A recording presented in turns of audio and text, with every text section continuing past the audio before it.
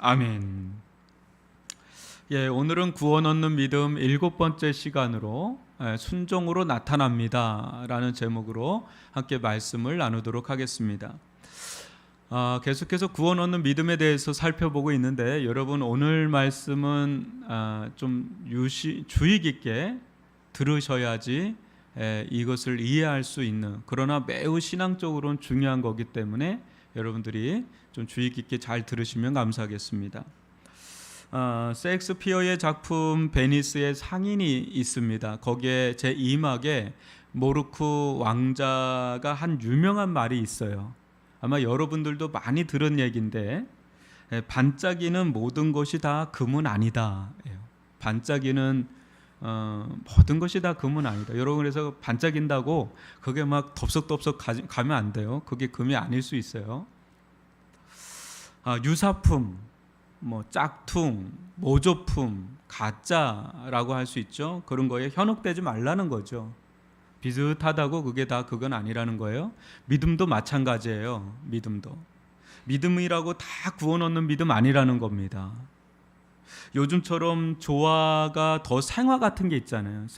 생화인 줄 알았는데 이게 조화인 경우가 있고, 또 진짜 참기름인 줄 알았더니 이제 첨가물이 너무 맛있게 첨가가 돼서 참기름보다 더 맛있는 참기름도 있고, 요즘 그래요. 너무 잘 만드는 거죠, 모조품을.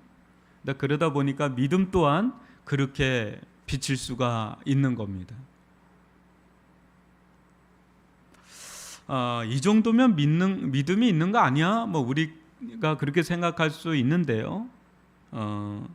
유사 믿음이 있다는 걸 경계하셔야 됩니다. 유사 그리스도인도 있고, 우리는 유사 그리스도인이 되면 안 되죠. 리얼 그리스도인이 돼야 되겠죠. 여러분, 정말 참된 믿음이 무엇인지 지금 그 부분을 계속 나가고 있는데, 이것을 잘 우리가 정립하고 이 믿음을 갖는 게 살길입니다. 살길, 진짜. 그런 측면에서 저는 참된 구원 얻는 믿음의 어떤 모델, 전형, 기준, 표준이라 할 수 있는 이 아브라함의 믿음을 계속해서 살펴보고 있습니다. 그런데 오늘 야고보서를 보면 이 아브라함의 믿음에 대해 야고보가 내놓은 해석이 상당히 도발적이에요. 그리고 충격적이고요. 우리가 기존에 알고 있던 것과 뭔가 사뭇 다른 그런 모습을 보여줍니다. 그래서인지 독일의 종교개혁자 마르틴 루터는 도저히 이 해석을 받아들일 수가 없어서 이 야고보서를 지푸라기 서신이라고 막 하대하면서 이것은 성경에서 빼내야 된다고 막 성토를 했던 말씀이 야고보서예요. 그러나 야고보서는 분명 하나님의 말씀, 성경입니다. 여러분, 무엇 때문에 그렇게 분노를 했는지 마틴 루터가 두 구절을 먼저 살펴볼게요. 야고보서 2장 17, 26절인데요. 한번 교독으로 한번 읽어보겠습니다. 이와 같이 행함이 없는 믿음은 그 자체가 죽은 것이라. 영혼 없는 몸이 죽은 것 같이 행함이 없는 믿음은 죽은 것이니라. 바로 이 부분이에요. 야고보는 행함이 없는 믿음, 순종이 수반되지 않는 믿음, 행동하지 않는 믿음, 그건 말이 안 된다. 이는 애시당초부터 믿음이 아니다, 이렇게 못 박는 거예요. 꽤 충격적이잖아요.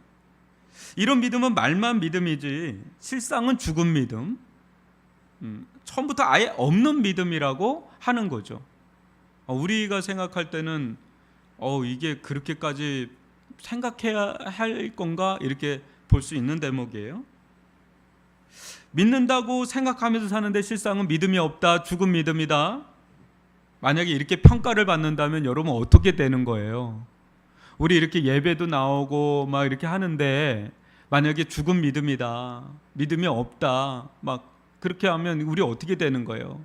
인생 낭패가 여러 가지가 있지만 이 낭패보다 더 큰 낭패는 인생 가운데 없잖아요. 그죠? 진짜 낭패죠. 근데 여기에 이제 마르틴 루터는 대노한 거예요. 왜냐하면 행함으로 구원받을 것 같으면 그는 둘째가라면 서러울 정도로 대단했던 사람이거든요. 그거 얼마나 고행과 금식, 선행을 일관했는지 당시 그 엄격하기로 악명이 높았던 어거스틴 수도원에서도 넘사벽이었어요. 아무도 그를 따라올 자가 없을 정도로 타의 추종을 불허할 정도로 그는 행위로만 따진다면 그는 누구보다도 탁월한 사람이었거든요. 그러나 그는 하나님의 진노와 심판에 대한 두려움으로 단 한순간도 마음에 평안과 안식이 없었어요. 그러던 어느 날 로마서 1장 17절 말씀을 깨닫고는 말로 다 표현할 수 없는 그 안식, 그 평안, 그 자유, 그 기쁨, 구원의 은혜, 감격, 이 희열, 이걸 막 경험하면서 그는 종교개혁에 기치를 올리게 된 거거든요. 여러분, 로마서 1장 17절 말씀, 어떤 말씀인지 여러분도 잘 아는 말씀인데 제가 봉독해 드리겠습니다. 복음에는 하나님의 의가 나타나서 믿음으로 믿음에 이르게 하나니 기록된 바 오직 의인은 믿음으로 말미암아 살리란과 같으니라. 오직 믿음으로 말미암아 살리라. 오직 믿음으로 말미암아 살리라. 행위가 아니라 오직 믿음으로 말미암아 살리라. 이걸 깨닫고 완전 자유함을 경험했거든요. 이때 그는 행위로 구원받는 것이 아닌 오직 믿음으로 오직 은혜로 구원받는다는 것을 깨닫고는 인간의 행위로 구원받는다는 거짓 가르침에 세뇌당했던 이 중세 암흑기에 이 종교개혁의 횃불을 지핀 겁니다. 이걸 깨닫고는. 그의 이 신앙 궤적이 이렇다 보니까 이 야고보서의 이 가르침은 너무 싫은 거예요. 다시금 로마 카톨릭의 공로주의, 여러분 추기경이 죽으면 쭉 써가지고 이게 문상하잖아요. 그게 그냥 문상이 아니라 공로를, 잉여된 공로를 수여받는 자리라서 그렇게 많이 가는 거예요. 그냥 많이 가는 게 아니에요. 여러분 그걸 좀 아셔야 돼요. 로마 카톨릭은 우리 기독교하고 완전 다릅니다.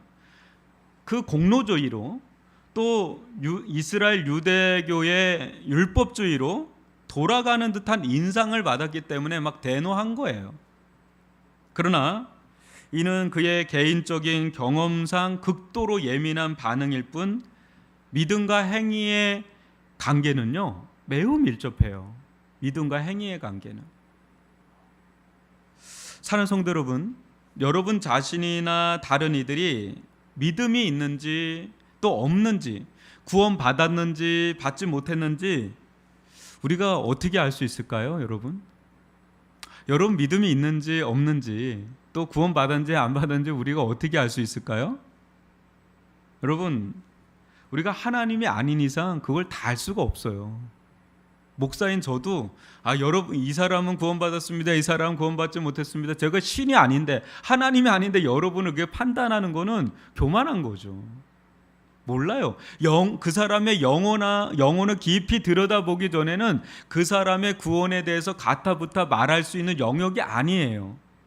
그러나 다만 이게 성경의 빛 속에서 우리는 어느 정도 추정할 수가 있습니다.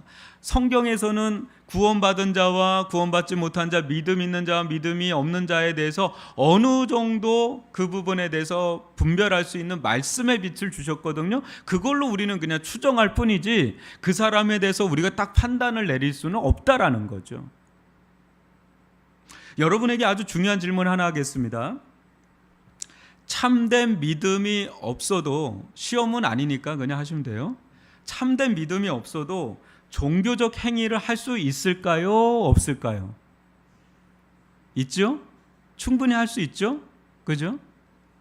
예를 들어 볼게요. 제가 자주 언급하는 이야기라서 여러분들 중에는 여러 번 들어본 분이 있을 텐데, 저는 주로 이제 부교육자 시절에 담임 목사님을 보고 그 목사님이 말씀을 잘 전하시는 분이면 거기 가서 부교육자 생활을 늘 좀 하려고 했었어요. 제가 전도사 시절에 상암에 있는 꽤 알려진 건강하고 아주 바른 그런 교회에서 전도사 생활을 했는데, 그곳 수석 장로님께서 신천지로 가셨어요. 도중에. 여러분들 별로 안 놀라는데 우리 강영칠 장로님이 갔다고 하면 여러분들 충격받지 않겠어요? 그거보다 엄청난 충격이었어요. 왜냐하면 그 교회도 사이즈도 뭐 크고 워낙에 오래 되셨던 분이시고요. 이유를 물어봤대요. 왜 그곳으로 갔냐니까 거기서 진정으로 하나님의 말씀을 깨달았다. 이게 더 충격이었던 거예요. 거기서 진정 하나님의 말씀을 깨달았다. 여러분 어떻게 생각하세요? 제가 아는 한 그 장로님은 무척 친절하셨던 분이시고 굉장히 헌신적인 분이에요. 일을 하시는 분인데 매일 교회를 들려서 교회를 다 돌아보고 챙길 것 챙기고 또 자기 일 보시는 대단한 분이시죠. 어느 누구와도 관계를 잘 맺는 인품이 너무 좋고 또 성김에서 나오는 탁월한 리더십. 그러니까 많은 사람들이 존경하고 따랐던 장로님이니까 수석 장로님, 많은 장로님 중에서도 수석 장로님 이렇게 세운 거죠. 겉으로만 보면 누구보다 믿음 좋은 분으로 착각할 수 있지만 신천지에 가셨는데 얼마 후에 신천지의 신문에 그분이 대문짝만하게 나온 걸 보고 또 한 번 제가 충격을 받았습니다. 금방 리더십 자리에 올라가 있는 거예요. 그걸 보고 제가 알았어요. 그분에게 보여지는 모습은 신앙의 모습이 아니라 그냥 그분의 자연적인 은사구나, 재능이구나. 워낙 사람이 좋으니까 어딜 가든 그냥 좋게 평가를 받으니까 금방금방 그냥 올라가는 거예요. 그러니까 겉으로 보여지는 행위만으로는 그가 참된 믿음이 있는지 없는지 판별하기 어렵다는 거예요. 믿음이 없어도 얼마든지 종교 행위와 활동을 할 수 있고 흉내낼 수가 있어요. 그래서 교회 안에서도 그런 거에 너무 속으면 안 돼요. 겉으로 보여지는 거예요. 특히 목사가 잘 속아요. 막 헌신적으로 섬기고 물질 퍽 하고 그러면 그냥 쏠려버리는. 그래서 조심해야 돼요. 믿음이 있는지 없는지를 잘 봐야 되죠. 그러나 또 질문 하나 또 할게요. 여러분, 참된 믿음이 있다면 반드시 순종의 삶이 따라올까요? 오지 않을까요? 요건 어떤가요? 참된 믿음이 있다면 순종의 삶이 따라올까요? 오지 않을까요? 야고보서는 바로 이 질문에 대한 답변서로 쓰여진 성경이에요. 이 후자, 진짜 믿음이 있다면 순종의 삶이 따라오는가, 이거에 대한 답변서로서 야고보가 야고보서를 쓴 거예요. 이거 매우 중요하죠. 여러분, 순종한다고 다 믿음 있다고 할 수 없다고 얘기했죠. 하지만 믿음이 있다면 반드시 순종의 삶이 뒤따라옵니다. 이 순서가 매우 중요해요. 먼저는 믿음이 먼저고요. 그 뒤에 믿음으로 말미암는 순종이 뒤따르는 이 순서가 매우 중요해요. 뒤에 이 부분을 좀 살펴볼 건데 언제든지 믿음이 먼저고 그 다음에 순종이에요. 믿음의 순종. 이걸 우리가 이 순서를 잘 기억하셔야 돼요. 야고보가 이를 주장한 이유가 있어요. 당시 사회 전반에 급속히 퍼지던 이 기독교는 이제 마이너리티의 종교가 아니라 메이저 종교예요. 어느덧 전도 유망한 종교가 돼버린 거예요. 사회적인 영향력이 생긴 거죠. 이때 너나 할 것 없이 엄청나게 많은 사람들이 교회에 밀려 들어왔어요. 우리나라 1970년 80년대 교회만 꽂았다 하면 막 밀려 들어오듯이 그런 때였어요. 한 수년 전에 강남의 모 교회에 다니는 대통령이 생겼을 때 그 교회가 부흥한 거 아시죠? 줄 서려고.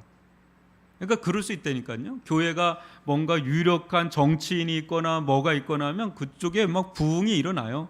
여러분들도 뭐 말하면 아는 교회예요. 고소영 막 나오고 그랬던 교회인데, 그때 이러한 때는 뭐 사회적으로 부와 또 힘 있는 자들이 막 들어오는데 그 자들이 교회를 딱 들어와서 보니까 어떤 교회 내에서 주목받는 자리가 보이는 거예요. 그 자리를 탐내기 시작한 겁니다. 여러분 어떻게 됐겠어요?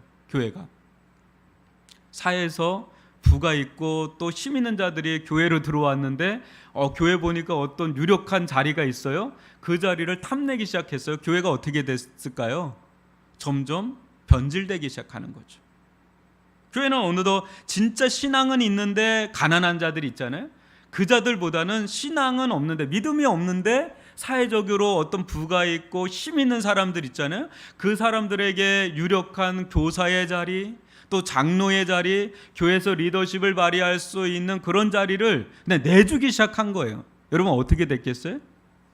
이제 그런 사람들이 교회 중심을 이뤄서 교회를 운영하는데, 믿음으로 영적으로 교회를 운영해 나가야 되는데 이들은 믿음이 없다 보니까 어떻게 해요? 세상에서 하던 대로 그냥 운영을 하다 보니까 세상적인 교회로 변질돼 가기 시작한데, 그때부터 이제 교회는 많은 문제들이 막 일어나니까 이제 야고보가 너무 심각한 거죠. 믿음은 있다고 하는데 삶은 전혀 믿음 있는 삶이 아니니까 이거 교정해야 된다. 이거 진짜 참된 믿음이 무엇인지 교정해야 된다. 이거 너무 시급하다 해가지고 빨리 써내려간 게 바로 야고보서라는 거예요. 이런 배경을 이해한다면 마틴 루터처럼 그렇게 반응할 필요는 없어요. 그죠? 왜냐하면 믿음의 다른 측면을 살펴본 거니까. 야고보서는 하나님의 말씀이에요. 우리가 꼭 들어야 될. 그러니까 로마서와 야고보서는 짝을 같이 이루는 말씀이에요. 굉장히 중요한 말씀인데요. 그런데 여러분, 지금 야고보서의 배경 잠깐 살펴봤지만 이 모습들에서 무엇인가 오버랩되는 장면이 좀 여러분 있지 않습니까? 어디서 많이 본 듯한 느낌 있지 않아요? 바로 이제 포스트 기독교 사회라고 할 수 있는 우리 한국 교회예요. 한국 교회는 1970년대부터 교회 성장 운동이 일어나면서 여의도 시대가 열리고 그러면서 어마어마한 대형 교회에서부터 1000만 성도들을 막 자랑할 정도로 엄청나게 기독교인들이 일어났어요.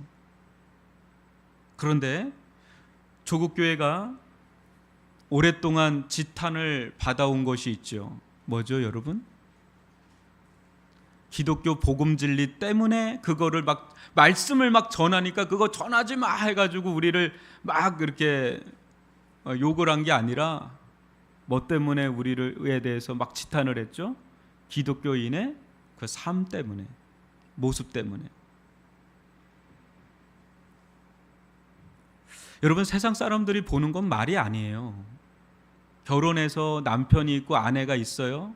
또 부모가 있어요. 세상에 직장에서 만난 동료들이 있어요. 절대 우리 말을 보는 게 아니에요. 우리들의 생각, 우리들의 마음, 우리들의 행동 거지, 우리들의 삶을 볼 뿐이에요.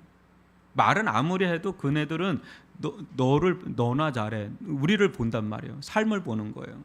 그런데 기독교인들로서 품어야 될 고귀한 인격, 또 뭔가 다른 어떤 탁월한 삶을 기대하는데, 이렇게 보니까 뭐 자기들하고 별반 다를 게 없는 거예요. 너무 세속적이고 심지어는 자기들보다 더 못해. 그런 거에 너무 실망을 한 나머지 기독교라고 부르지 않고 우리들에게 너무 뼈아픈 말을 하잖아요. 개독교다. 저는 이 말에 뭐 전적으로 다 동의하지는 않지만 그럼에도 불구하고 어느 정도는 또 동의합니다. 왜냐하면 1세기 성도들은 그들의 삶 때문에 욕을 받은 적이 없어요. 1세기 성도들은 하나님의 말씀을 막 전하니까 그 말씀이 너무 세상하고 부딪히니까 그것 때문에 막 욕을 듣고 핍박받고 박해를 받았지, 그들의 삶은 오히려 압도를 해버렸어요. 그런데 지금 우리가 욕받는 주된 요인은 적잖게 말은 예수를 믿는다고 하는데 삶은 위선적이에요. 그리고 거짓말을 너무 잘하는 거예요. 너무 돈을 밝히고 너무 세속화된 저질스러운 삶을 사니까 너무너무 싫은 거예요. 기독교인들 얘기하면 막 너무너무 싫은, 자기가 너무 자기중심적인 거죠. 참 우리들에게 있어서는 너무 아픈 이야기들이죠. 너무 아픈 이야기예요. 이로 인해서 조국교회 수많은 지도자들을 중심으로 해서 그 삶을 좀 고치려고 얼마나 애를 썼는지 몰라요. 우린 바꿔야 된다. 기독교 윤리, 기독교적인 삶, 막 이걸 바꾸려고 막 애를 쓰면서 해왔는데 여러분, 많이 바뀐 것 같으세요? 제자 훈련도 하고 막 하는데 우리의 삶이 과연 세상 사람들을 압도할 만큼, 빛과 소금이 될 만큼 그렇게 우리의 삶이 많이 바뀌었나요? 여러분, 그렇게 안 바뀌었어요. 실패를 하고 있는 거예요. 그러면서 교회는 점점 영적인 무기력증을 경험하고 영적인 침체를 경험하면서 계속 다운그레이드로 그냥 가고 있는 거죠. 어느 순간에 성도들도 코로나 한번 확 치니까는 뭐 안 보여. 그냥 어디 갔는지 모르게 그냥 너무 뿌리가 약하는 그런 이들도 있고 뭐 별 일들이 막 일어나는 거예요. 여러분, 무엇이 문제일까요? 과연 무엇이 문제일까요? 저는 생각보다 단순하다고 봅니다. 생각보다 단순하다. 세상 사람들이 보는 것처럼 저는 보여지는 삶이 근본 문제라고 보지를 않습니다. 진짜 우리의 삶이 문제일까? 진짜 삶의 문제일까? 그들은, 세상 사람들은 우리들의 삶밖에 볼 수밖에 없기 때문에 그렇게 말을 할 수밖에 없지만 우리는 좀 더 본질적인 접근을 해야 합니다. 본질적인 접근. 기독교인이 되었을 때 우리는 보통 신앙생활한다고 하죠. 신앙생활. 아우, 권사님 신앙생활 잘하세요. 집사님 신앙생활 잘하세요. 여러분, 신앙생활에서 뭐가 중요하겠어요? 신앙이 중요할까요? 생활이 중요할까요? 자꾸 사람들은 생활을 강조하거든요. 삶이 어떠냐고 막 얘기하는데 아니에요. 절대적으로 우리의 신앙생활이란 건 신앙에서 나오는 생활이기 때문에 신앙이 있고 없고 신앙이 좋고 안 좋고에 따라서 생활은 언제든지 바뀐다는 거예요. 그러니까 자꾸 세상 사람들의 말처럼 생활에 방점을 찍으면 절대 우리의 문제는 해결이 안 돼요. 근데 믿음을 점검할 때 우리는 우리의 실체를 보게 되고 비로소 변화를 경험할 수 있는 은혜가 주어지는데 자꾸 생활에 우리가 문제의식을 갖는 거예요. 아니에요. 믿음에 먼저 문제의식을 가져야 돼요. 야고보는 지금 거기를 건드리고 있는 거예요. 생활을 건드리는 것 같지만 실은 믿음을 건드리고 있는 거예요. 한번 보십시오. 생각해 보십시오. 만약 믿음이 없다면 진정한 신앙생활이 나올 수 있을까요? 없을까요? 없어요. 때가 되면 반드시 드러나요. 우리의 믿음은요, 때가 되면 반드시 드러나요. 어떤 모습으로든 다 드러납니다. 열매는 속일 수가 없어요. 열매는 속일 수 없어요. 어디선가 언젠가는 다 우리의 믿음이 있는지 없는지 또 우리의 믿음이 어떤 믿음인지 다 드러나요. 교회에서는 잘 숨길 수 있어요, 여러분. 교회에서 여러분 지금 1시간 예배 드리는데 여러분들 뭐 믿음이 있는지 없는지 또 어떤 믿음인지를 어떻게 알겠어요? 몰라요, 여러분. 목사도 몰라요. 교회에서는 숨길 수 있어요, 얼마든지. 이제 다만 이제 섬길 때 좀 드러나죠. 섬길 때 부딪히고 섬기고 그럴 때 이 사람이 어떤 사람인지 어떤 믿음인지 좀 드러나긴 하는데 그런 게 아니면 몰라요, 그 사람. 근데 가정이나 사회에서는 여실하게 드러나요. 숨길 수 없잖아요. 가정은 완전히 무장해제된다잖아요. 그리고 우리의 대부분의 시간은 사회에서 보내요. 그때 막 다 드러나잖아요. 웬만큼 드러나잖아요. 그때가 이제 우리의 믿음의 현주소가 어떤지가 막 드러나니까 거기서 막 얘기 듣죠. 막 듣잖아요. 뭐 아내는 남편한테 하고 남편은 아내한테 하고 뭐 직장 동료들은 네가 믿음이 막 얘기 들으면서 이제 우리는 이제 깨닫는 거죠. 여러분, 많은 믿음의 가정의 자녀들이 엇나가는 이유가 뭔지 아세요? 부모님이 교회에서는 너무 친절하고 너무 섬기고 막 너무 겸손하고 막 하는데 집에 와가지고는 막 완전히 뭐 세상 사람들처럼 막 그러면 막 아주 질력이 나서 난 교회 안 가. 언제까지 가면 고3까지 가요. 대학교 때부터 안 와. 그러니까 여러분, 이 믿음이라는 건 삶으로 드러나거든요. 이걸 우리가 잘 봐야 돼요. 한편 보십시오. 세상 사람들이 흔히 교회만 다니면 믿음이 있는 자라고 여겨요. 심지어는 신천지 사이비 이단 같은 교회에 나가는 사람들마저 세상 사람들은 어떻게 보는지 아세요? 교회 다니는 사람, 믿는 사람이라고 여겨요. 그래서 우리한테 뭐라고 욕해요? 교회 다니면 믿는 사람이 왜 그래? 이래요. 여러분, 교회 다닌다고 다 믿는 사람일까요? 아니에요, 여러분. 교회만 다니면 자동적으로 믿는 사람이다? 아니에요, 여러분. 그거는 세상 사람들이 몰라서 그렇죠. 세상 사람들은 몰라요. 믿음이 뭔지를 몰라요. 그냥 살만 보니까 교회 가면 당연히 믿는 사람, 이렇게 보는 그들의 전제는 잘못된 전제죠. 그래서 그들의 전제를 우리도 받아들여서 삶을 고치면 우리의 문제가 고쳐지겠거니 하고 막 삶을 막 고치는데 삶이 고쳐지나요? 아무리 여러분들 삶을 고치려고 해보십시오. 안 돼요, 여러분. 그럼 율법주의가 돼요. 그냥 막 왜 너는 11조를 안 해? 막 얘기를 해요. 왜 너는 주일 예배를 안 해? 막 얘기해요. 그 억지로 11조하고 억지로 주일 예배하고 억지로 섬기고 억지로 막 하면 겉으로는 그게 되는데 속이 그게 안 따라주는 거거든요. 그러면 잘하면 그게 율법주의가 되는 거예요. 그러니까 여러분 삶을 점검하기보다 뭘 점검해야 되냐면 믿음을 점검하셔야 돼요. 믿음을. 세상으로부터 막 소리를 지를 때 우리의 행동 거지보다는 우리가 내가 정말 참된 믿음이 있는지 없는지를 깊이 성찰해보고 돌아보는 시간이 필요한데 우리는 뭐를 더 들여다보냐, 자꾸 삶을 더 들여다보는 거예요. 왜 나는 이렇게밖에 못 살지? 왜 이렇게밖에 못 살지? 그게 아니라 내 믿음이 지금 어떤 믿음인지를 계속 보아야 되는 거죠. 야고보는 그런 측면에서 정말 믿음이 있다면 그런 삶을 살 수 없다라고 이야기하면서 마틴 루터가 우려하는 것처럼 믿음보다 행위를 강조하는 게 아니라 실은 진짜 믿음이 뭔지를 강조하고 있는 거예요. 야고보서는 진짜 믿음이 뭐냐. 그래서 믿음과 행위와의 관계를 드러낸 거예요. 믿음과 행위와의 관계. 여러분, 아브라함의 믿음이 바로 그 예로 이제 예시하는데 야고보서 2장 21절로 24절을 한번 교독으로 한번 읽어볼게요. 이게 전혀 다른 조건인데 매우 중요한 조건이에요. 한번 볼게요. 우리 조상 아브라함이 그 아들 이삭을 제단에 바칠 때에 행함으로 의롭다함을 받은 것이 아니냐. 내가 보거니와 믿음이 그의 행함과 함께 일하고 행함으로 믿음이 온전하게 되었느니라.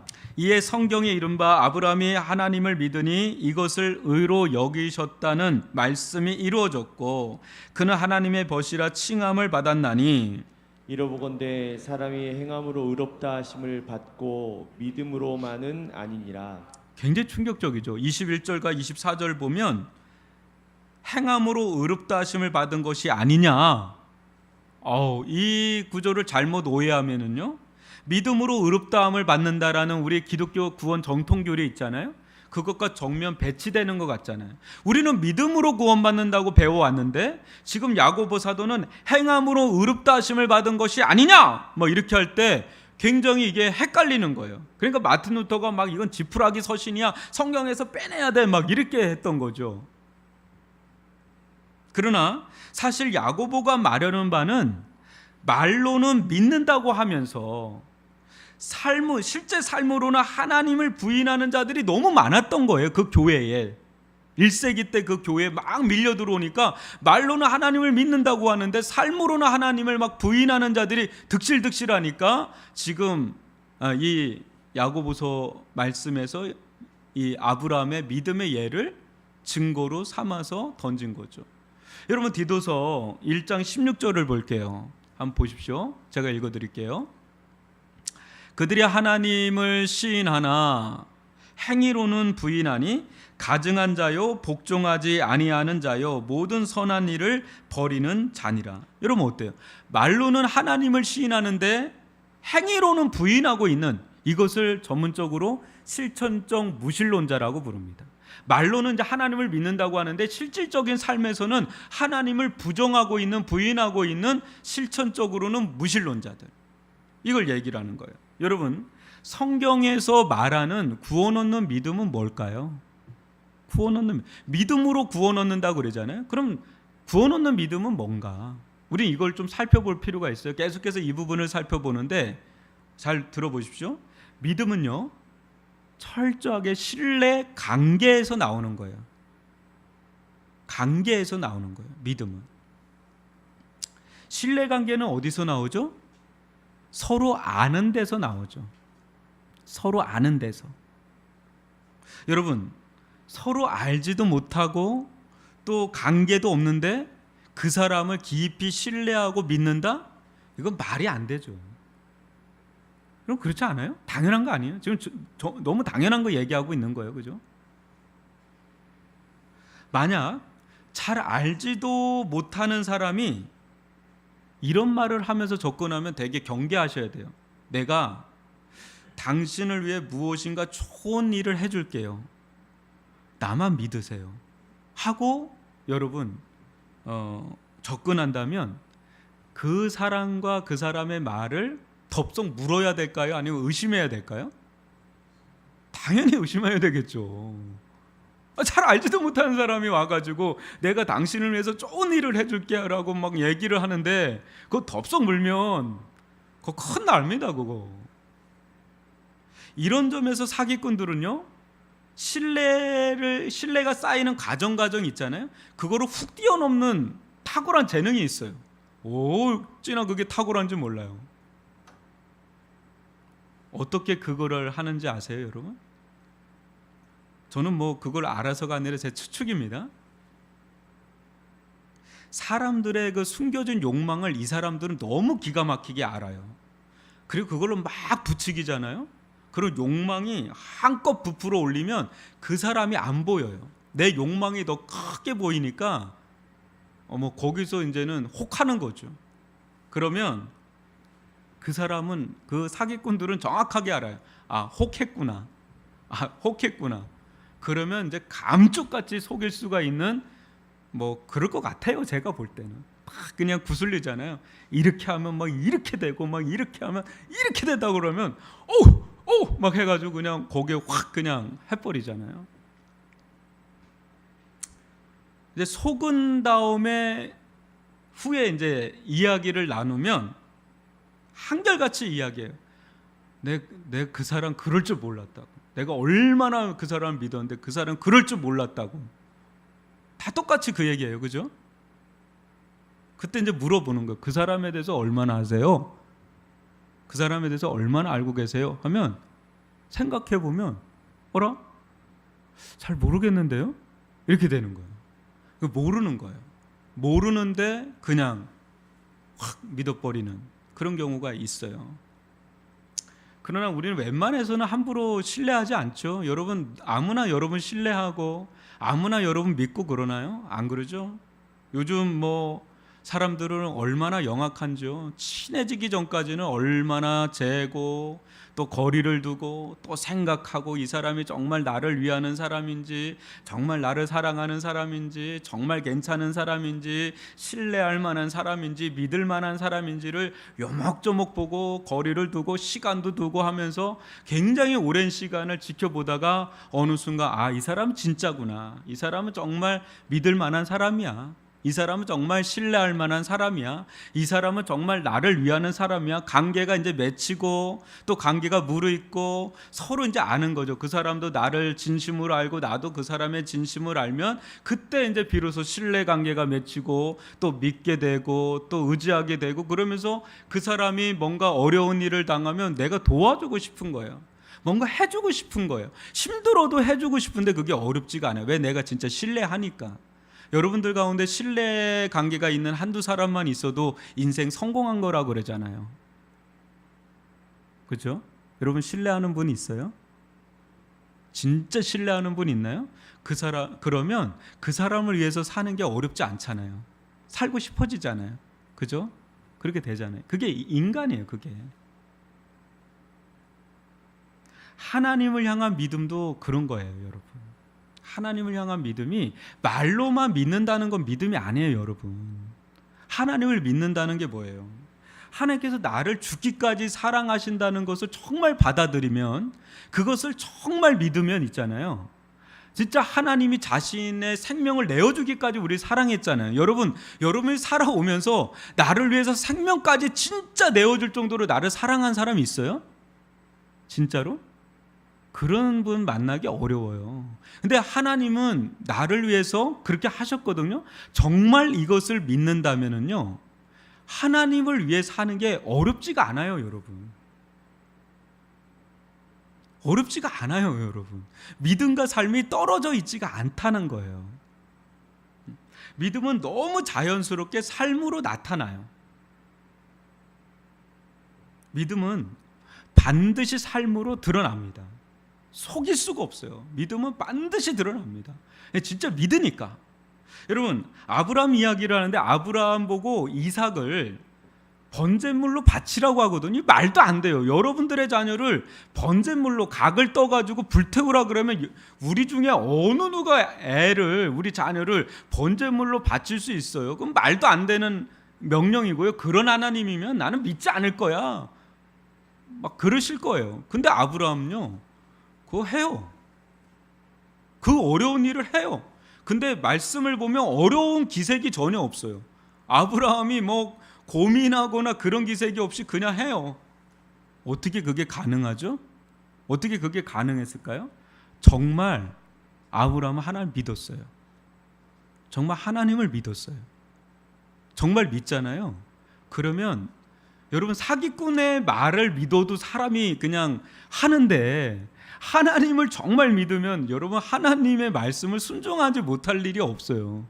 그 믿음이지 삶에 대한 것보다 믿음이 더 중요한 거예요. 믿음만큼 살아가잖아요. 믿음만큼 살아가잖아요. 그래서 야고보는 그런 점에서 믿음은 행위로 드러난다. 행위로 온전해진다. 그렇게 고백하고 있는 겁니다. 믿음과 행위를 동전의 양면처럼 생각해야지 따로따로 생각하면 안 됩니다. 근데 순서는 항상 명심해야 돼요. 먼저는 뭐라고요? 믿음이에요. 믿음. 그 다음에 믿음의 뿌리를 둔 순종. 이것을 여러분 계속 우리가 염두에 둬야 됩니다. 여러분, 믿음이 없이도 얼마든지 교회 다닐 수 있어요? 없어요? 있죠. 종교적인 행위 또 활동 할 수 있어요? 없어요? 할 수 있죠.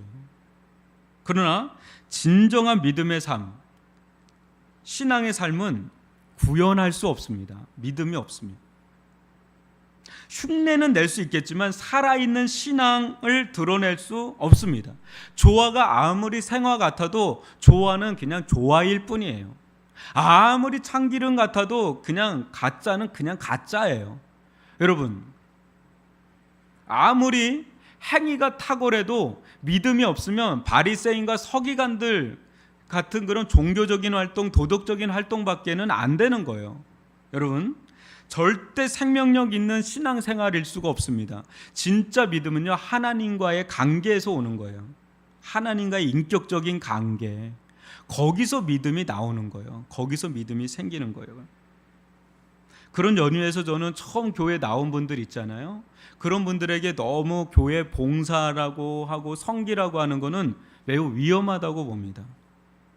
자칫 인격적인 믿음이 들어가기도 전에 뭐 교회 성김, 봉사 거기에 고착이 되어서 그것이 신앙생활 잘 하는 것으로 착각할 수 있기 때문에 그래서 그렇게 하면 안 돼요. 믿음이 들어가기 전까지는 뭐 봉사와 성김에 너무 그 자리로 그 사람을 데려가면 안 돼요. 자칫 잘못하면 믿음이 들어가지를 않고 그냥 교회 잘 나오고 봉사하고 또 뭐 하고 이런 것들로 그냥 내가 신앙생활 잘 한다라고 착각할 수 있기 때문에 여러분, 믿음은 뭐라고요? 믿음은 하나님과 인격적인 사랑의 관계에서 나오는 거예요. 하나님도 나를 알고요. 나도 하나님을 알고 하나님이 나를 사랑하고 나도 하나님을 사랑하고 그런 데서 자연스럽게 믿음이 생기고 그런 믿음이 생기잖아요. 그러면 뭐 섬기지 말라고 봉사하지 말라고 순종하지 말라고 해도 하고 싶어져요. 여러분, 율법은 해야 된다라고 하는 강박관념을 주는데 반해서 복음은 아니에요. 복음은 하고 싶게 만들어요. 왜? 믿음이 있으니까. 하나님과 인격적인 관계가 있으니까 우리 엄마 사랑하잖아요. 우리 아버지 사랑하잖아요. 우리 남편 사랑하잖아요. 우리 아내 사랑하잖아요. 우리 자녀 사랑하잖아요. 그럼 어떻게 돼요? 해주고 싶잖아요. 뭐라도 해주고 싶잖아요. 똑같아요. 하나님을 정말 믿고 하나님을 사랑하면 그분을 위해 살고 싶은 거예요. 이거 못 막아요. 이거를 너무너무 살고 싶으니까. 그런 데서 자연스럽게 순종의 삶이 나오고 열매가 맺히는 거예요. 그걸 통해서 이 사람이 믿음이 있구나, 이 사람이 구원받았구나를 이제 알게 되는 거예요. 여러분. 아멘. 여러분 로마서 1장 5절을 읽어볼게요. 시작. 그로 말미암아 우리가 은혜와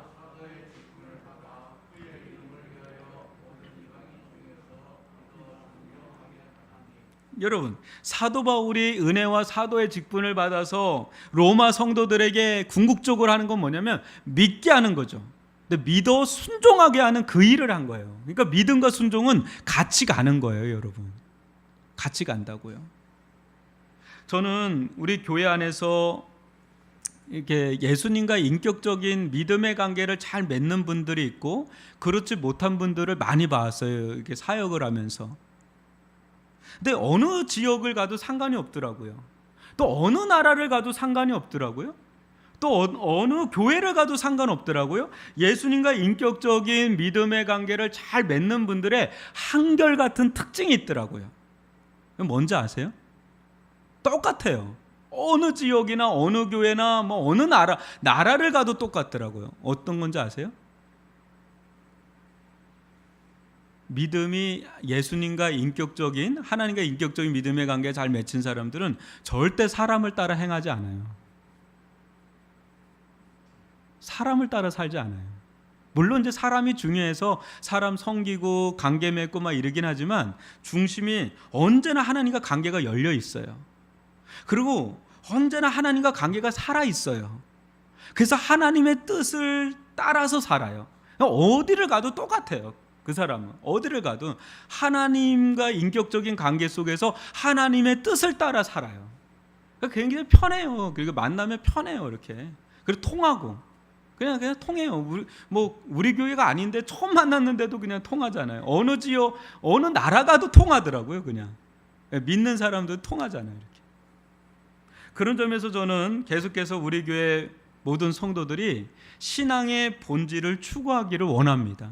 저나 여러분의 신앙의 본질, 여러분 신앙의 본질이 뭔지 아세요? 신앙의 껍데기가 아니라 본질이 중요한데 본질이 뭔지 아세요? 제가 질문할게요. 여러분 예수님이 보이십니까? 여러분들 가운데 예수님이 보이세요? 예수님을 따르십니까? 예수님으로 충만하십니까? 이 질문 앞에 저나 여러분이나 계속 진실하게 쓰는 작업을 하는 거예요. 완전하진 않아요. 그러나 끊임없이 나는 지금 예수가 보이나, 나는 예수를 지금 따르고 있나, 인격적으로 나는 예수님으로 충만한가. 여러분 예수님이 믿음의 눈으로 볼 때 예수님이 보이면, 또 믿음으로 예수님을 따르고 있다면, 믿음으로 예수님으로 충만하다면 여러분 노프라블럼이죠. 문제가 없어요. 여러분 문제될 게 뭐가 있어요? 문제될 게 없어요.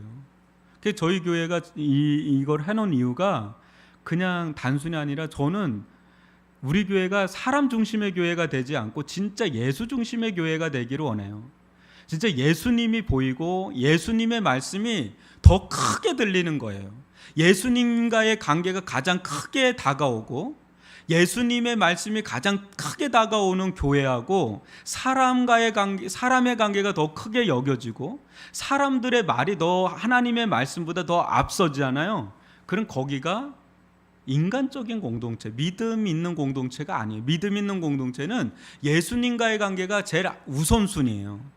예수님의 말씀이라면 그 말씀을 따라가는 게, 그게 영적인 공동체, 신앙의 공동체, 믿음의 공동체라는 거예요. 그런 점에서 우리는 끊임없이 개혁을 해야 되는 거예요. 끊임없이 내가 예수님과 관계가 잘 맺혀 있나, 예수님의 음성이 들리고 있나, 예수님의 인도를 받고 있나, 우리 교회는 예수님으로 충만해지고 있나. 어떤 한두 사람이 막 영웅적으로 보이는 게 아니라 저도 아무것도 아니에요. 저는 그냥 종에 불과한 거고, 예수님이 우리 교회에서 가장 주목을 받고 예수님의 말씀이 가장 우리 가운데 해자가 되고 예수님의 뜻이라면 그 뜻대로 순종해 나가는 예수님으로 꽉 찬 교회, 그 교회가 건강하고 안전한 믿음의 교회인 줄 믿습니다. 그런 성도들이 정말 알찬 알곡 같은 성도들인 줄 믿습니다.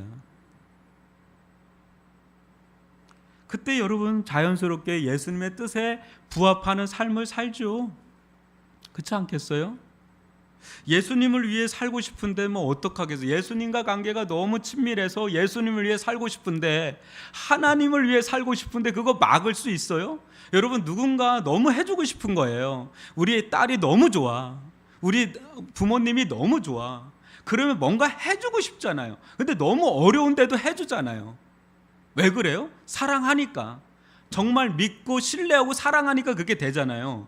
근데 남이 볼 땐 되게 어려운 일인데 본인은 그게 기뻐. 나는 우리 자녀를 위해서 그렇게 하는 게 너무 기뻐요, 목사님. 우리 부모님을 위해서 그렇게 사는 게 너무 기뻐요. 그 기쁜 걸 어떻게 해요?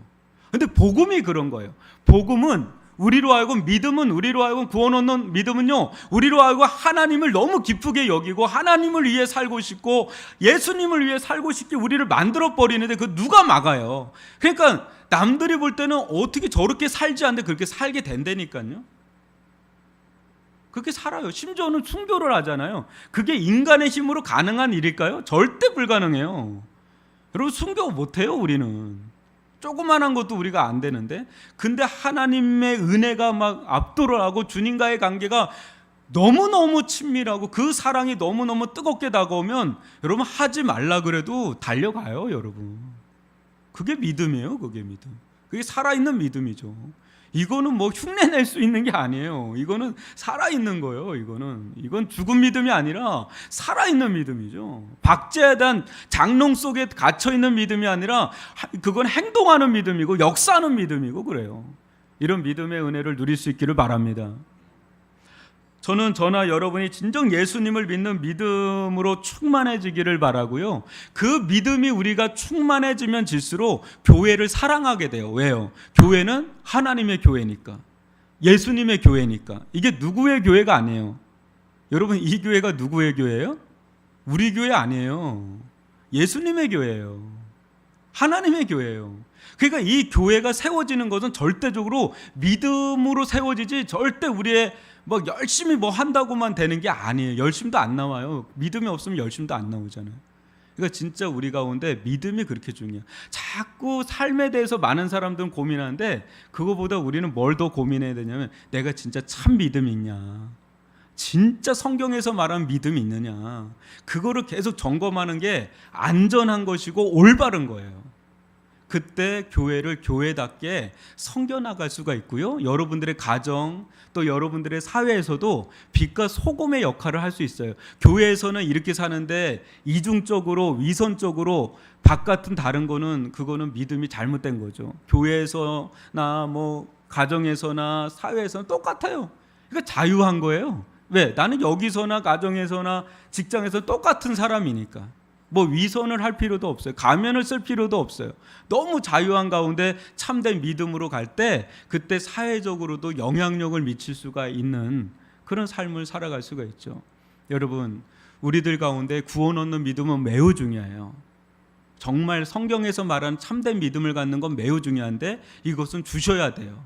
하나님께서 이걸 주셔야 돼요. 근데 우리 가운데 이 믿음이 들어오면 이것은 열매로 나타나고 순종으로 나타나고, 우리는 그러면서 내 믿음이, 내가 진짜 참된 믿음을 가졌구나, 이걸 그나마 좀 알게 되는 거죠. 여러분, 마치겠습니다. 여러분, 우리들 가운데 막 삶에 대해서 고민해야 돼요. 그죠? 뭐 나는 왜 순종을 못하나, 삶에 대해서 고민해야 되겠지만, 더 많이 점검하고 고민해야 될 건 믿음이에요. 그냥 가볍게 여겼던 그 믿음이 진짜 주님이 나를 알고 나도 주님을 알고, 주님이 나를 사랑하고 나도 주님을 사랑하는 그런 인격적인 관계에서 나오는 신뢰, 인격적인 관계에서 나오는 그 믿음, 그 믿음이라야 참된 믿음이고요. 그 믿음 우리 가운데 순종의 삶으로 자연스럽게 흘러나온다는 것을 아시고, 주님과의 관계 맺기, 주님과의 관계 회복이 더 농도 진해질 수 있도록 그렇게 주님 앞에 구하면서 나아가는 저와 여러분이 되기를 주님의 이름으로 축원합니다. 기도하겠습니다.